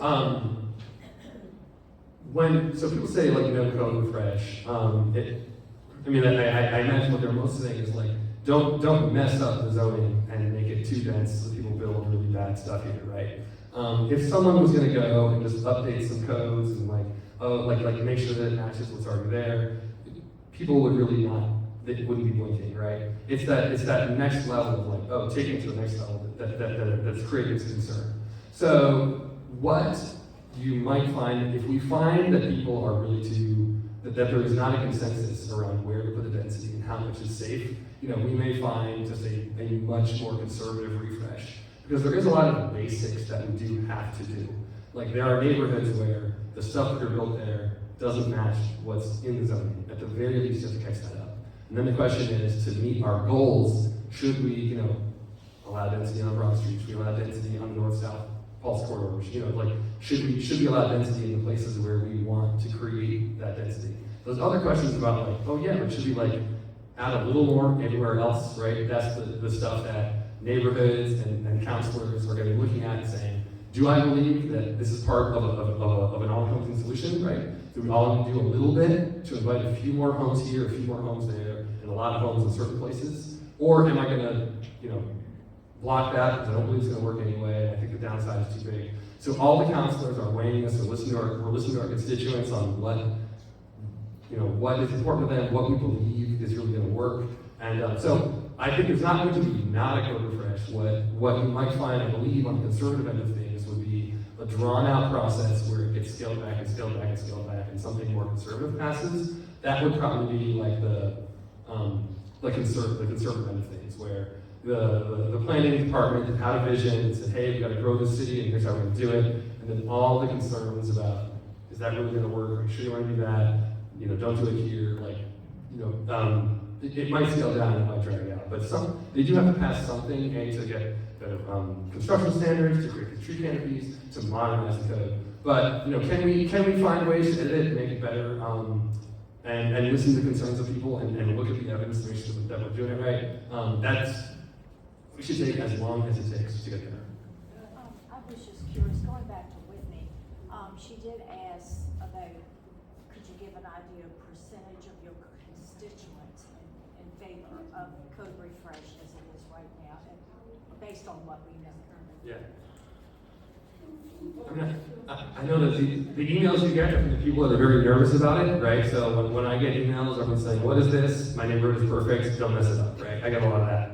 So when it comes to emails, you're going to get most people who are primarily pessimistic about it.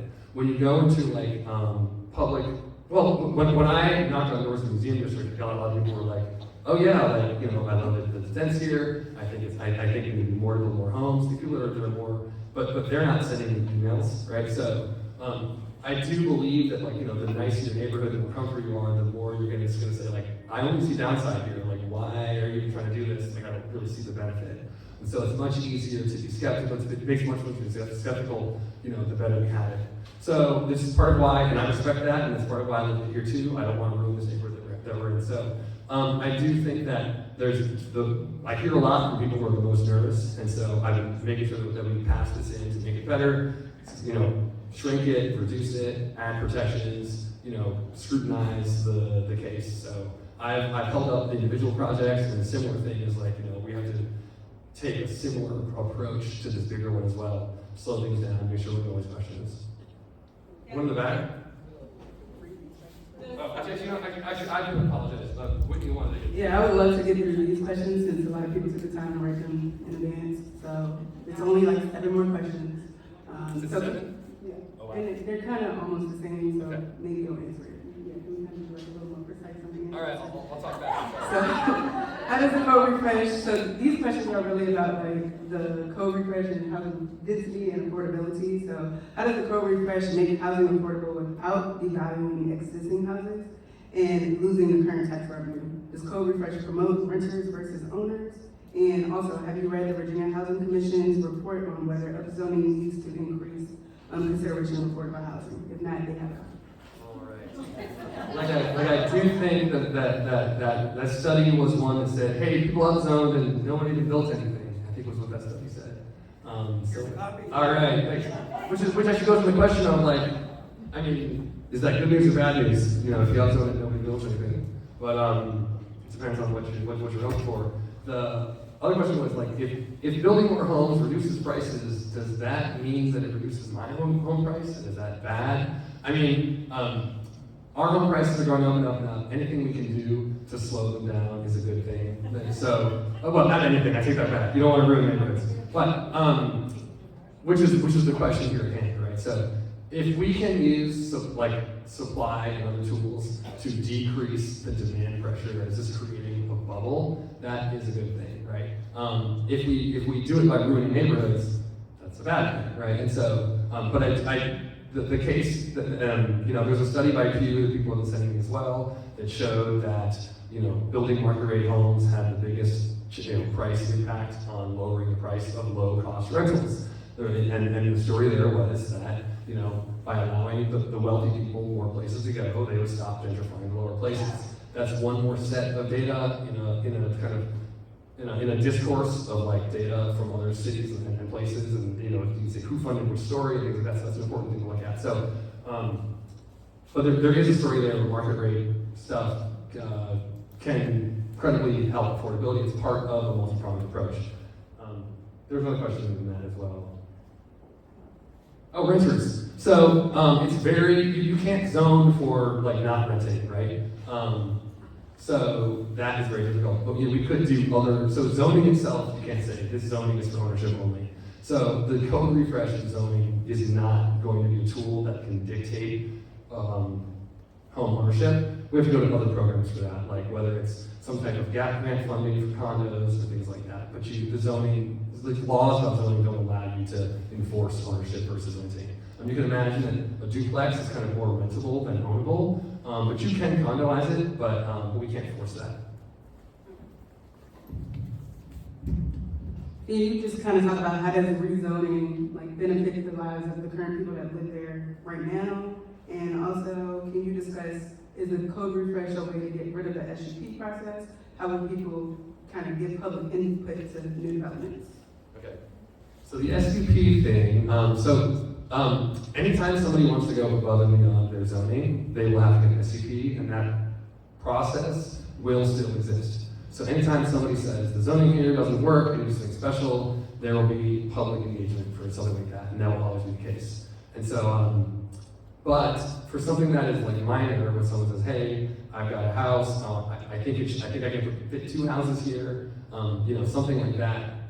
We want to make that easy and simple. So as long as it's clear and you have good architectural standards and good setbacks and good greenery standards, somebody can just do that, and it's not a big deal. When somebody says, "I've got this zany idea, I want to do this, and it's going to be really dense, and having all this," you always need to have community input for things like that. So SUP is not going away. The hope is that for small things, you can also just make it faster and easier, but also by making it faster and easier, people will stop feeling like they need to max out every parcel.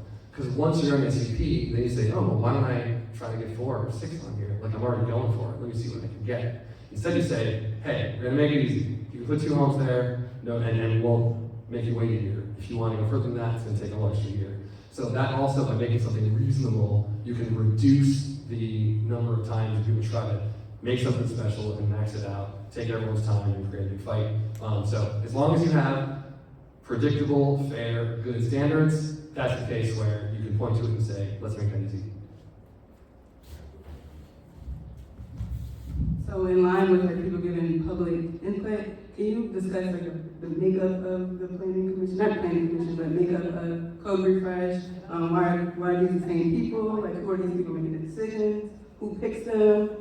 And why not recruit more people with diverse perspectives? Yeah. No, I do agree with this. I think that the fact that all of the folks who are making these decisions are part of the development community. I mean, like, I suppose the case could be made that they have the expertise, but they also have a clear, a bias. And I mean, worst case would be conflict of interest, but even at the very least, there's just a perspective, right, that they all have. So we definitely need to improve the makeup of these. And this is part of why I felt such a need to actually take such an involved role in these special use permits, is because I know that the concern is that the next level of oversight is a one-sided place. And so I don't feel comfortable just kicking it to them when people all believe that that's a one-sided place to kick it to. So that's why I felt the need to get involved. Are there term limits on I don't know, there's been some discussion about that, and there's even actually, so I'll have to take do some homework to find exactly what that is, but we've been talking about that because it's been in the discourse, and what we can do to improve that. Now, the planning commission makeup is one question, but I actually, would really like to change the way the special use permits, work in general, to make it a more balanced and thorough approach. All right, so just two more questions. It feels like the city of Richmond can barely keep up with the constituents and infrastructure it currently has. So they're very concerned about how the city will accommodate increased density development and residents with split plans for rezoning and development plans. What is the city's plan to prepare for long-term growth in line with development plans and potential zoning updates without compromising the current positive quality of life in neighborhoods? Yeah, and that goes into the utility plan, basically asking transit and utilities to just make their plan. How fast can we grow, and can they keep up with that, right? Is there a limit to areas that are gonna be difficult to handle, that have border infrastructure? Like, we need our utilities departments to weigh in on that before we get started, to make sure that we're not gonna accidentally unleash something we can't handle. Generally, they're gonna say that more is better as long as it comes in a gradual way that you can adapt and grow with it. So as long as it doesn't shock the system, more it's gonna, the more you have, the more efficiently you can do it. But it all has to do with how fast will this change come, and might it come so fast that it cause a problem, and that's what we want to avoid. Well, Gumby, that was our question. So, I mean, in your own survey, 70% or whatever constituents are saying they're not even getting a response or getting anything fixed. So, I mean, is your plan, you said that you were gonna present that to the office? Like, when is that happening, and what does that look like? Because that seems like it's a current issue, and you start developing more, and you have these big high-rises or buildings, like, it doesn't sound like they're gonna be able to do that, and they can't do it in the current system. I mean, it takes forever to get anything done. How are they gonna do that when they have 500 more residents in a building? Yeah. Well, so let's I guess we can broaden the question about the code progression. Like I said, I asked the utilities department to do a plan. We could broaden that to all the other departments about their ability to grow.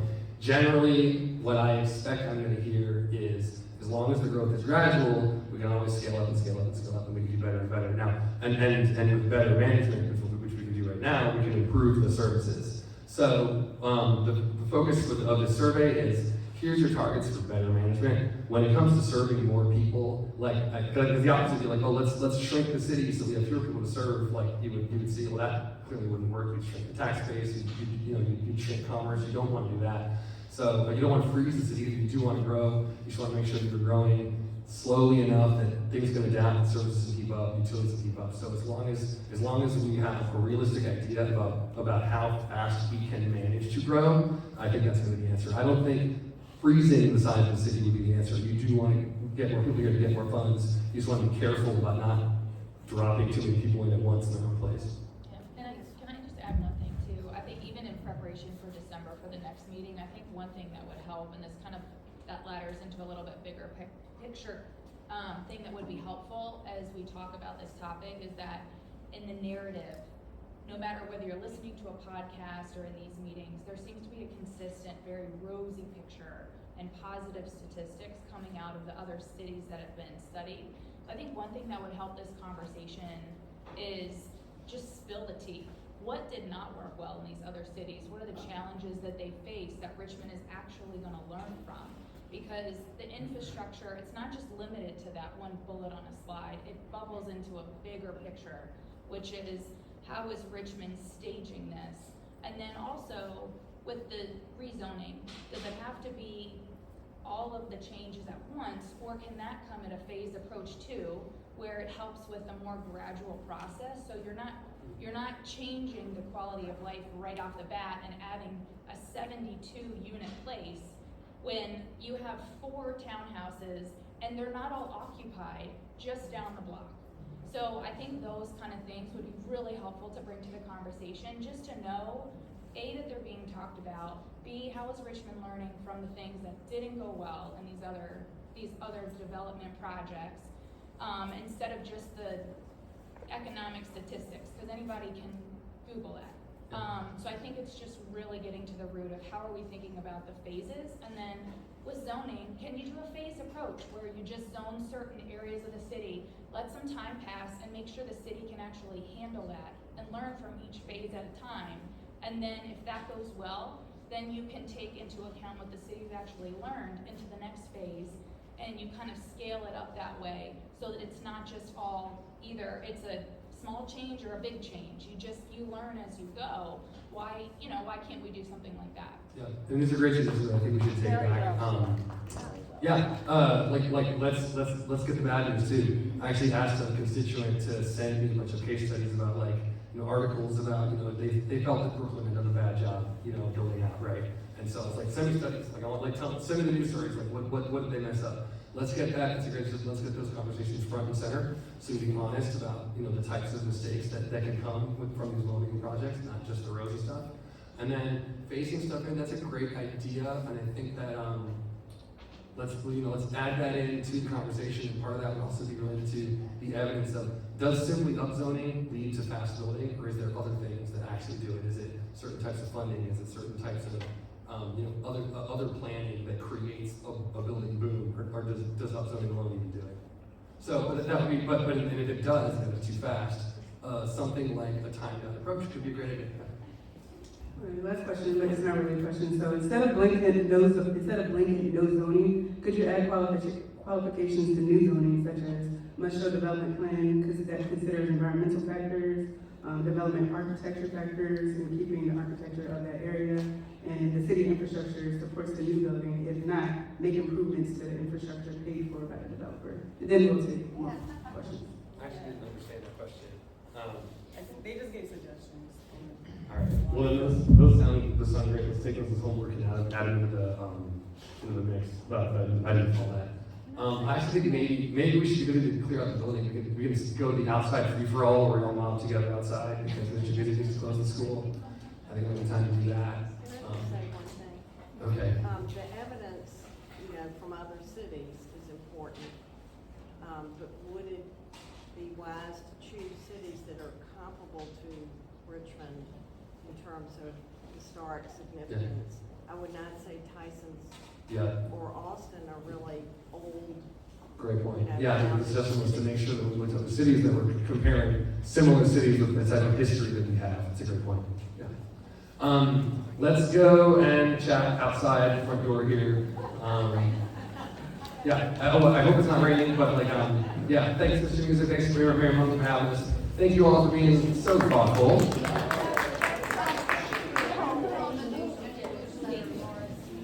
And we'll put the contact information for sustainability in the newsletter.